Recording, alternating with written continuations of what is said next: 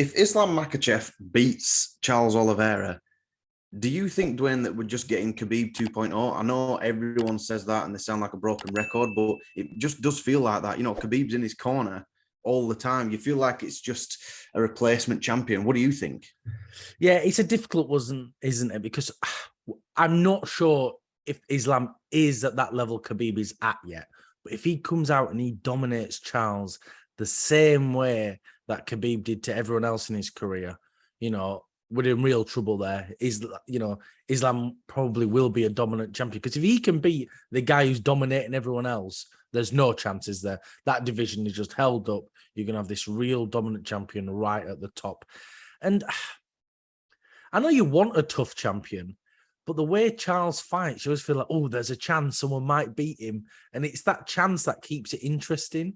Whereas if it's Islam and he's just going to batter everyone, it makes it ever so slightly boring for me. I know it's not the same for every fans. People love a dominant champion, but I never really do. I like that risk of it. Well, yeah, because you'd like to see a fight go back and forth, but this is us subliminally blowing smoke up Islam's arse here, because we're saying, if he does win, it's going to be an absolute dominant champion and no one can touch him pretty much. But that might not be the case, If he does beat Charles and then Gaethje comes up and knocks him out, it's like, well, that's it done. It's clearly not Khabib. But I think it's just because it was 2020 when Khabib retired, and we're 2 years later now. We've had Charles, he's a very good champion and he's a great fighter. But at the same time, he has been dropped in his last, quite a few fights and things. I think, yeah. Well, yeah, so there is that risk there. But if it smells, the aura is of Khabib.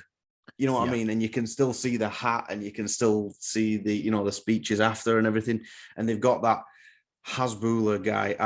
I don't like this. I don't like this at all, Dwayne. It's no secret. I'm not a fan. I don't think it's fun. I don't think it's funny. I think it's lame. Well, maybe that's a bit of personal hatred there, but go on. What do you think? But yeah, well, it's mad that Hasbulla has signed a contract to fight in the UFC. Don't even go into it. I hate that. Because I'm genuinely so worried for Henry Cejudo. I just don't think that's a good matchup for him at all. With Islam and sort of his whole team around him, it does feel like Khabib 2.0, doesn't it? It really does. And that is my huge worry, because I enjoy Khabib's fights. And, there's always that, when Dustin got him in the guillotine, I remember being so excited. But then, he just popped his head like a little daisy and it was nothing. You think, I don't want that in a champion for me. I like that risk, and I really hope that we can keep that alive. And if Charles gets the win, you'll keep that going, because, he falls over in the first round every time. Like, remember when he fought Michael Chandler? 2 out of 3 judges gave that a 10-8 to Michael Chandler. That's how dominant that first round was. You think that's crazy for him to then go on and win and then be a dominant champion the way he has been. And with Islam, I do worry about that it will just be this sort of dull, drawn in, right? I'm just going to hold you up and ground and pound you for 5 rounds. I'm just not interested in seeing that. The good thing is, though, we've spoke about it before, is the lightweight division's on fire that much that you feel like the top 10 can beat any other one on any given night. Like, it can all be just different. It's literally just a roll of the dice, isn't it? It's not just like he's the top dog and that's it. No one else is going to get anywhere near it. But you think that somewhat with Islam. You think that just because of how dominant his win streak is, again, I'm not discrediting him, but not against the most well-known or most dangerous fighters in the division. Yeah, but if that continues on, if he does become champion, I think we might be in for somewhat of a long, dreary reign. And it just, the only thing that we've got good going for it is he's quite active.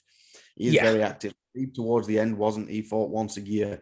And no one seems to want to talk about that. It just seems to be like a super fight, But Islam is quite active.